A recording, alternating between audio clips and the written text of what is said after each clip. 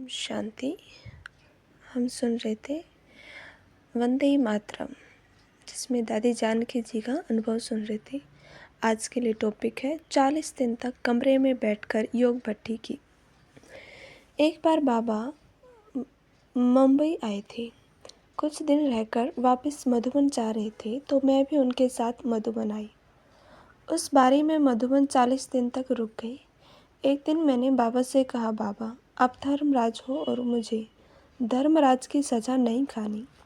बाबा से यह भी कहा कि बाबा अंत में धर्मराज मुझे आँख दिखाए तो।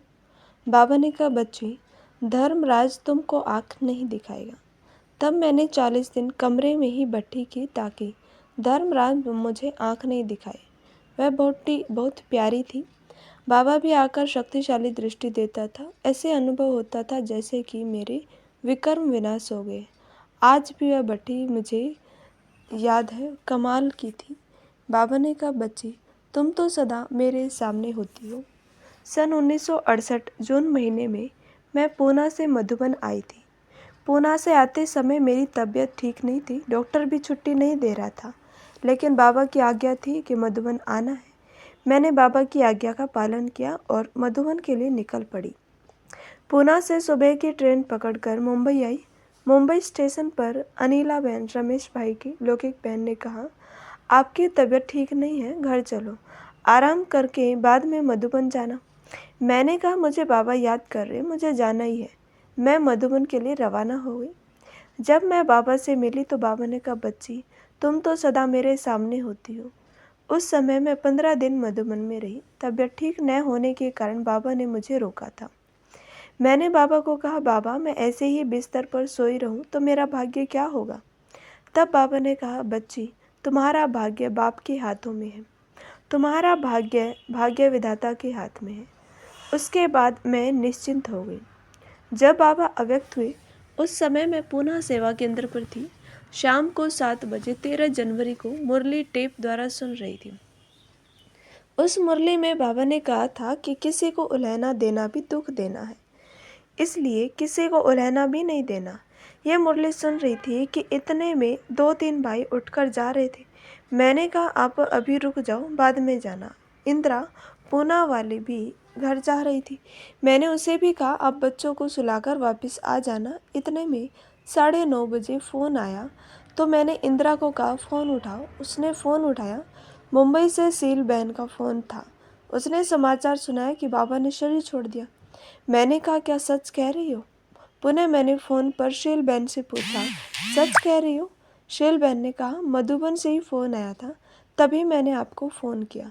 दूसरे दिन सुबह क्लास में सबको बताया और मैं ट्रेन बैठकर आबू रोड आई। जब मधुबन पहुंची तो जैसे कि मैं गुम हो गई।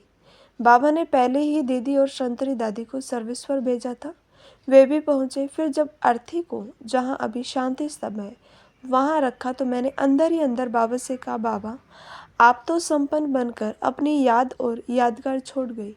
मुझे भी आप जैसे संपूर्ण बनना है। मैं जब भी यहाँ आती हूँ तो वह दृश्य सामने आ जाता है। प्रश्न, दादी जी आपने ब्रह्मा बाबा में क्या देखा? दादी ने जवाब दिया, पूरे विश्व इतिहास में ब्रह्मा बाबा समान कोई नहीं मिलता, जिन्होंने भगवान के सारे फरमानों को इतनी गहराई और नज़दीकी से पालन किया हो। जैसे ही उनको श्रीमत मिलती थी तुरंत उसे स्वीकार कर अमल में लाते थे। शिव बाबा के अवतरण के पूर्व जब वे गीता पाठ करते थे तो उसमें बताए हुए गुणों को धारण किया करते थे। भक्ति काल से ही उनमें सच्चाई और अच्छाई बहुत थी। गृहस्थ जीवन तथा व्यापारी जीवन में रहते हुए कोई भी उनको देख अनुभव कर सकते थे कि वे औरों से भिन्न थे, श्रेष्ठ थे। ब्रह्मा बाबा ने कभी अपने को गुरु नहीं कहा, वे सदा अपने को एक विनम्र सेवाधारी ही समझते थे। प्रश्न, बाबा की विशेष धारणाओं पर प्रकाश डालिए। दादी ने जवाब दिया, मुझे सदा ब्रह्मा बाबा की 4 मुद्राएं याद रहती।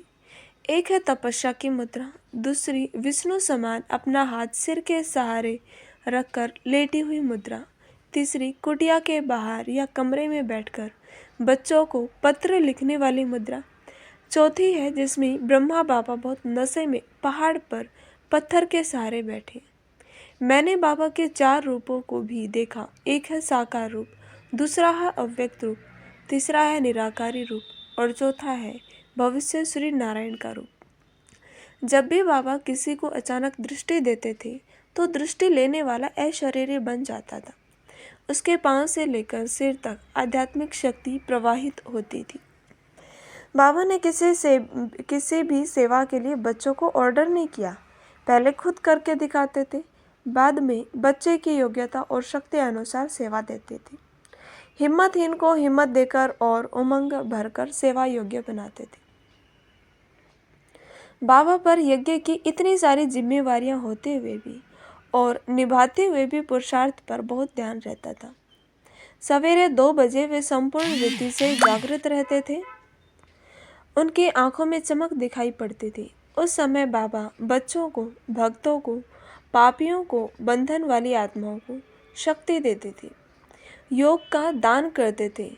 बाबा अथक थे, प्रेरणादायी थे, निंद्राजीत थे। दादी जानकी जी के प्रति अव्यक्त बाप दादा के महावाक्य। बाबा कहते हैं, आपके नाम के 2 जनक हैं। आप सभी को नाम का दान देती हैं। नाम का दान क्या है? आपका नाम क्या है? नाम का दान देना अर्थात ट्रस्टी बनकर वरदान देना। आपका नाम लेते ही सबको क्या याद आएगा? सेकंड में जीवन मुक्ति, ट्रस्टी बनना, ये आपके नाम की विशेषता है। इसलिए नाम दान भी दे दो तो किसका भी बेड़ा पार हो जाएगा। बाप ने अभी आपके ट्रस्टीपन की विशेषता का गायन किया है। वही यादगार है, वही जनक अक्सर उनको मिल गया होगा। एक ही जनक की 2 कहानियां हैं। एक जनक सेकंड में विदेही बन गया, दूसरा जनक जो सेकंड में ट्रस्टी बन गया। मेरा नहीं तेरा, त्रेता वाले जनक को भी दिखाते हैं, लेकिन आप तो बाप की जनक हो, सीता वाले नहीं। नाम दान का महत्व क्यों है, इस पर क्लास कराना। नाम की नैया द्वारा भी पार हो जाते हैं और कुछ समझ में न भी आए, लेकिन शिव बाबा भी कहो तो भी स्वर्ग का गेट पास तो मिल जाता। आप बाप दादा और मधुबन का विशेष श्रृंगार हो।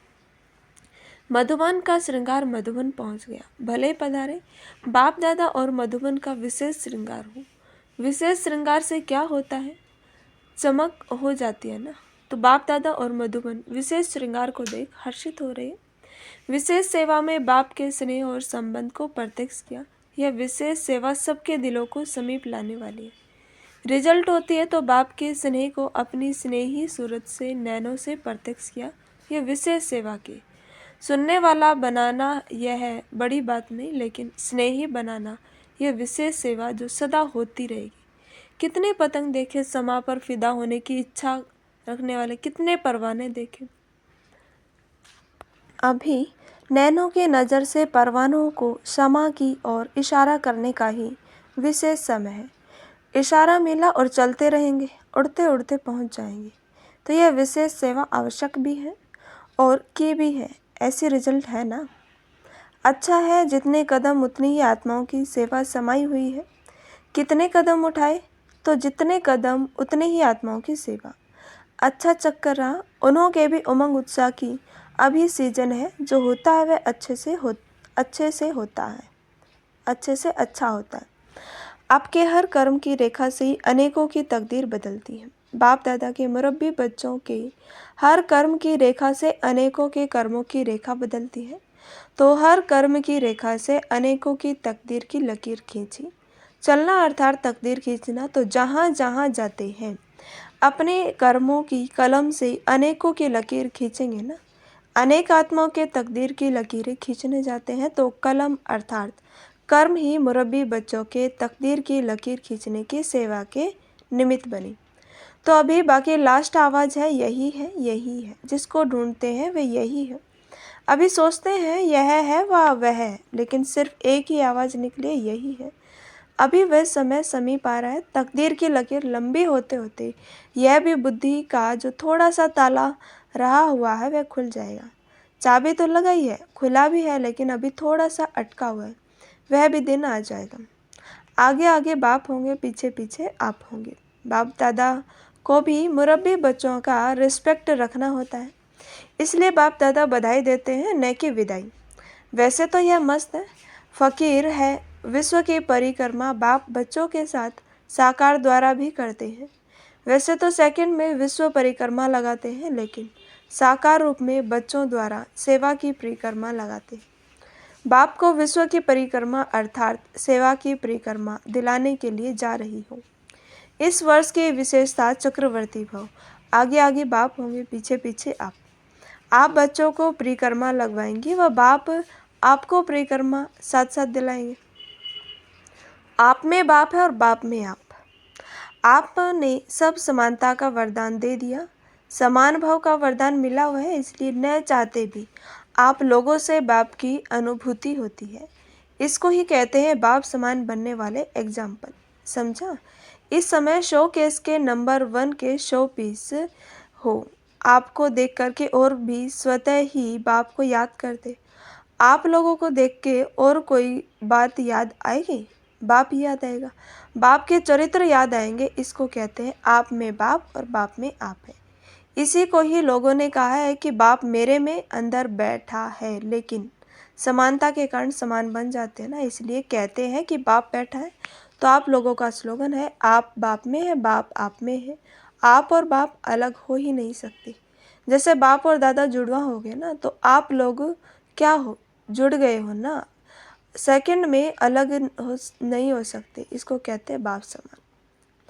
हर समय आपसे प्यार की बरसात होती। जितना सभी को बाप का प्यार बांटते हैं, उतना ही और प्यार का भंडार बढ़ता जाता है। जैसे हर समय प्यार की बरसात हो रही है, ऐसे अनुभव होता है ना। एक कदम में प्यार दो और बार बार प्यार लो। सबको प्यार ही चाहिए, ज्ञान तो सुन लिया ना। तो एक ऐसे बच्चे हैं जिनको प्यार चाहिए और दूसरे हैं जिनको शक्ति चाहिए। तो क्या सेवा की? यही सेवा की ना। किसी को प्यार दिया बाप द्वारा और किसको शक्ति दिलाई बाप से। ज्ञान के राजों को तो जान गए हैं, अभी चाहिए उन्होंने उमंग उत्साह सदा बना रहे। आपके प्यार की दुआएं और शुभ भावनाएं ब्राह्मण आत्माओं को तंदुरुस्त रखती है। सभी दादियों में बहुत प्यार है ना। बाप के साथ साथ निमित्त आदि ब्राह्मणों से भी प्यार है।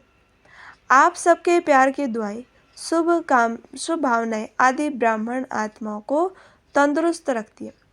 कितनी आत्माएं अशांत है, कितनी प्रेयर कर रही है, उन्हों को कुछ ना कुछ अंजलि तो देंगे ना। देवियों से जाकर शक्ति मांगते हैं ना, तो शक्ति देना आप विशेष आत्माओं का कर्तव्य है। दिन प्रतिदिन यह अनुभव करेंगे कि कहाँ से शांति की किरण आ रही है, फिर ढूंढेंगे। सबकी नज़र भारत भूमि पर आएगी। रहम दिल और सहयोग की भावना का पार्ट आपको आदि से मिला हुआ है।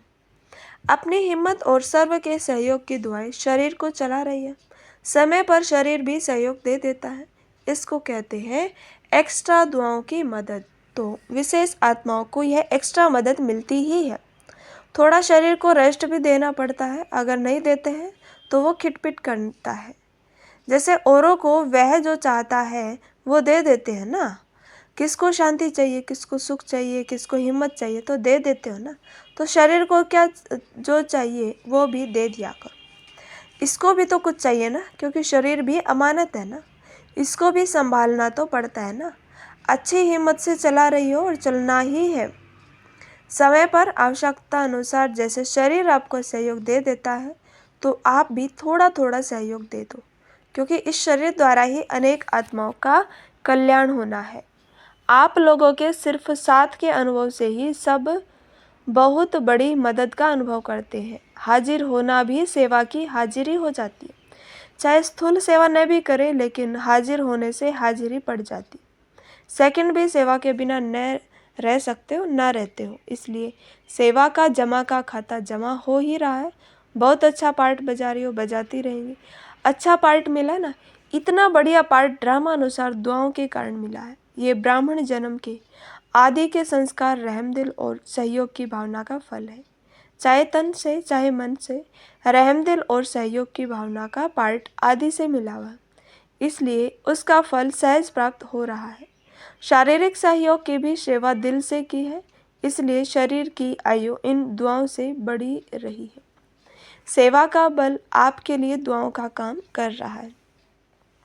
अच्छा चल रहा है ना, रथ को चलाने का तरीका आ गया।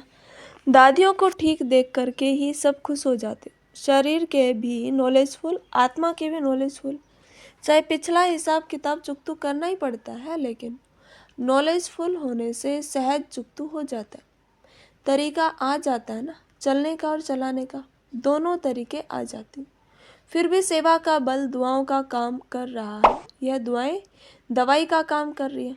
सेवा का उमंग आता है ना, जल्दी जल्दी तैयार हो जाए तो सेवा करे, तो वह उमंग जो आता है ना, वह उमंग सूली से काटा कर देता है। अच्छा है, फिर भी हिम्मत अच्छी है। फिर बाबा ने कहा, आप अनेक आत्माओं के इसको हम अगली कड़ी में सुनेंगे। इसके लिए इस चैनल को सब्सक्राइब करें, शेयर करें, लाइक करें और कमेंट करें क्या आपको अच्छा लगा।